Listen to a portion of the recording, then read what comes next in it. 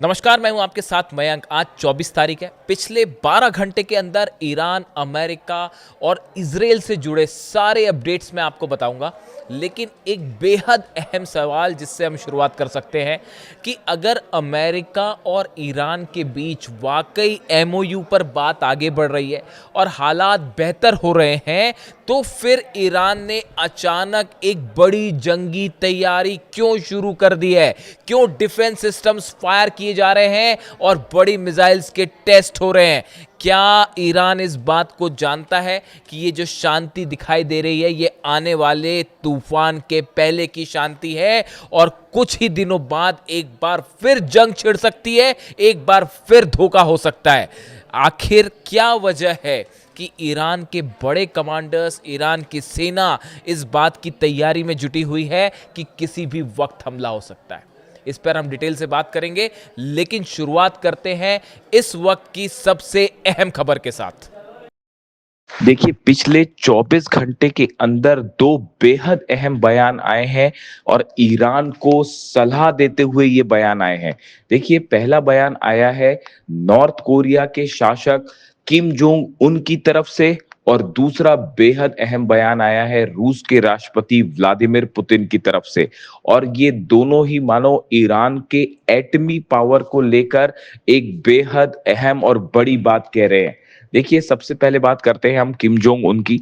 North Korea के शासक Kim Jong Un ने एक प्रोग्राम के दौरान जिसमें वो मिलिट्री के अधिकारियों को संबोधित कर रहे थे, उसमें उन्होंने एक बेहद अहम बात कही। किम जोंग उन की तरफ से कहा गया कि पिछले चंद महीनों के अंदर ईरान को लेकर अमेरिका की जो पॉलिसी देखने को मिली, जो एग्रेशंस देखने को मिले, जंग देखने को मिली, उसके बाद नॉर्थ कोरिया ने बड़ा फैसला लिया है।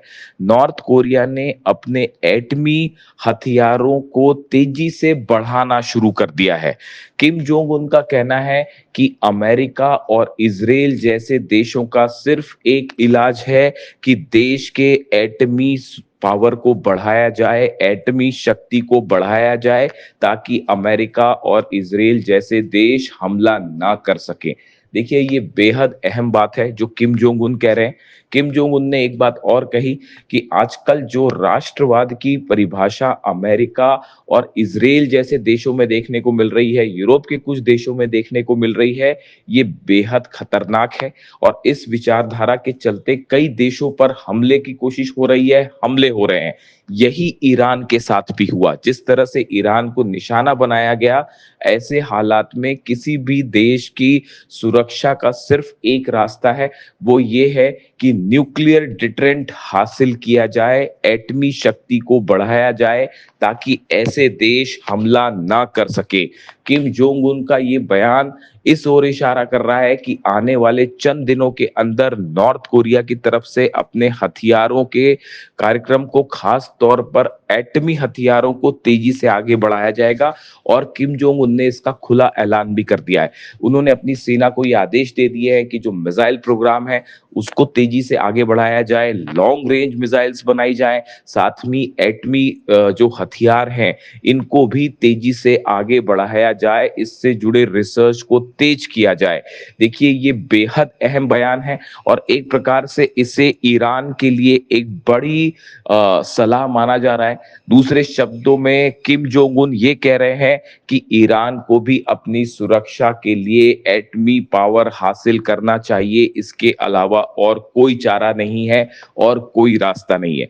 जब तक एटमी हथियार नहीं होंगे, जब तक न्यूक्लियर बॉम्ब नहीं होगा, तब तक हमले जारी रहेंगे, धोखा होता रहेगा। देखिए, ये बयान नॉर्थ कोरिया की तरफ से आया, किम जोंग उन की तरफ से आया, जो सीधा सीधा ईरान के मुद्दे पर बोलते दिखाई दिए। अब इस बयान के चंद घंटों बाद ही रूस के राष्ट्रपति व्लादिमीर पुतिन की तरफ से भी एक बेहद अहम अहम बयान आया। देखिए, व्लादिमीर पुतिन भी एक सेना से जुड़े कार्यक्रम को संबोधित कर रहे थे और उस दौरान उन्होंने कुछ ऐसी बातें कही जो इस ओर इशारा कर रही है कि आने वाले वक्त में जल्द ही एक बड़ी जंग छिड़ सकती है। देखिए, उन्होंने कहा, वो नेटो देशों की तरफ इशारा करते हुए कह रहे थे, रूस की तरफ से ये कहा गया, पुतिन की तरफ से ये कहा गया कि ऐसा लग रहा है कि नेटो के देश, उन्होंने ट्रंप का अमेरिका का नाम नहीं लिया, लेकिन उनके कहने का मतलब अमेरिका से भी था। ये सीधा हमला ट्रंप पे माना जा रहा है। पुतिन ने कहा कि नेटो देश अब रूस के खिलाफ सीधे जंग की तैयारी कर रहे हैं। जिस तरह से पिछले चंद दिनों में हमले शुरू हुए रूस के ऊपर, रूस की 80 से 85 ऑयल रिफाइनरीज को निशाना बनाया गया।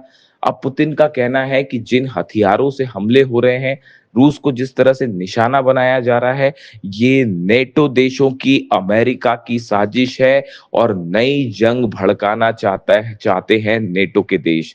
इसके साथ ही देखिए, पुतिन ने भी एक बेहद अहम बात कह डाली है। पुतिन ने ये कहा है कि रूस की सेना अपने एटमी हथियारों के रिसर्च को बढ़ाएगी, अपने एटमी हथियारों के जखीरे को मजबूत बनाएगी।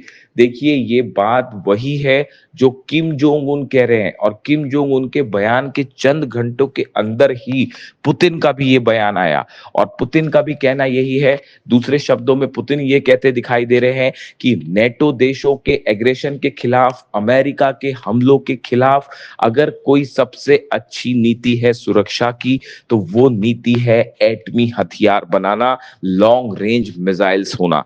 उनका ये कहना है, अगर किसी भी देश के पास मिसाइल्स हैं या फिर एटमी हथियार है, तो वो उस देश के लिए एक बड़े डेटरेंट का काम कर सकते हैं और दूसरे देश हमला नहीं कर पाएंगे।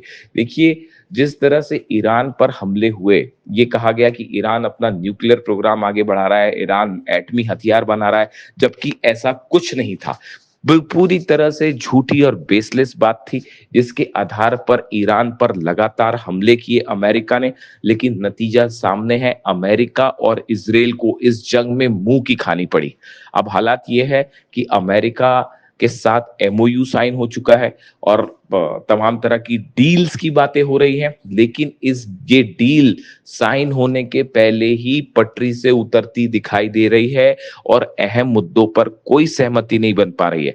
चाहे वह 12 अरब डॉलर की फ्रीज संपत्ति का मामला हो, चाहे 300 अरब के कंपनसेशन का मामला हो, जो नुकसान हुआ ईरान को उसकी भरपाई का मामला हो, इसके अलावा न्यूक्लियर इंस्पेक्शन को लेकर, न्यूक्लियर जो ठिकाने हैं ईरान के, वहां पर क्या आईएईए के इंस्पेक्टर जाएंगे, इसको लेकर भी अमेरिका और ईरान एकमत नहीं है और हालात बिगड़ते दिखाई दे रहे हैं। ऐसे में हॉर्मूज का मैनेजमेंट कैसे होगा, इसको लेकर भी हालात साफ नहीं है। ईरान ने ओमान के साथ एक बड़ी बैठक की है कि आगे कैसे मैनेज किया जाए, स्टेट ऑफ हॉर्मूज में एडमिनिस्ट्रेशन कैसे हो जहाजों का, इसको लेकर एक बड़ी बैठक हुई है ओमान और ईरान की, जिस पर अमेरिका को आपत्तियां हैं। अमेरिका का कहना है किसी तरह का कोई भी सर्विस चार्ज हॉर्मूज में नहीं लेने दिया जाएगा। इस मुद्दे को लेकर भी अमेरिका और ईरान आमने सामने हैं। वहीं डोनाल्ड ट्रंप की तरफ से भी ये बयान आ गया है कि आईएईए के इंस्पेक्टर्स जो हैं वो ईरान जाएंगे और न्यूक्लियर साइट्स पर जो है वो पता लगाएंगे कि वहां क्या हालात है, जिसको लेकर भी ये साफ नहीं है कि ईरान इसको इजाजत देगा या नहीं। ईरान की तरफ से साफ कह दिया गया है कि फिलहाल इस तरह की कोई परमिशन नहीं दी गई है। ऐसे में ये माना जा रहा है कि अमेरिका और ईरान के बीच चंद दिनों बाद एक बार फिर बड़ी जंग देखने को मिल सकती है।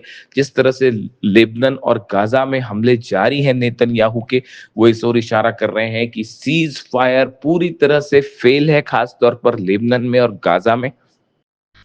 इन हालात में जहां पूरा मिडिल ईस्ट एक बार फिर जंग की ओर बढ़ता दिखाई दे रहा है धीरे धीरे, ऐसे में रूस की तरफ से और नॉर्थ कोरिया की तरफ से ईरान को बड़ी वार्निंग्स आई हैं, बड़े संकेत दिए गए हैं, और दोनों ही बयान पुतिन और किम जोंग उन के, जो कि ईरान की जंग की ओर इशारा करते हुए ये कहा गया कि अगर सुरक्षा का कोई रास्ता है तो वो सिर्फ एटम बम है। देखिए, सीधे तौर पर पुतिन ने ईरान का नाम नहीं लिया, लेकिन नॉर्थ कोरिया के तानाशाह जो हैं, उन्होंने किम जोंग उन की तरफ से ये सीधा सीधा ईरान की जंग से जोड़कर इसको बात को कहा गया, और उन्होंने साफ कहा कि अमेरिका और इजराइल जैसे देशों का हमलों का कोई अगर इलाज है तो वो इलाज है एटमी डेटरेंस हासिल करना। अब इस बयानों को ईरान किस तरह से लेता है, ये बात अभी किसी तरह का कोई रिएक्शन ईरान की तरफ से फिलहाल नहीं आया है, लेकिन इसे एक बड़ी सलाह मानी जा रही है ईरान के न्यूक्लियर प्रोग्राम को लेकर। और इसने एक बार फिर ये बहस छेड़ दी है कि क्या ईरान को अपनी सुरक्षा के लिए एटमी हथियार बनाना चाहिए। क्या जब तक ईरान के पास एटमी शक्ति नहीं होगी तब तक बार बार अमेरिका और इजराइल धोखा करते रहेंगे, डील के नाम पर दगाबाजी होती रहेगी और मौका देखते ही फिर से ईरान पर हमला होगा। इन हालात में क्या किम जोंग उन की सलाह ईरान को माननी चाहिए और न्यूक्लियर हथियार की दिशा में आगे बढ़ना चाहिए?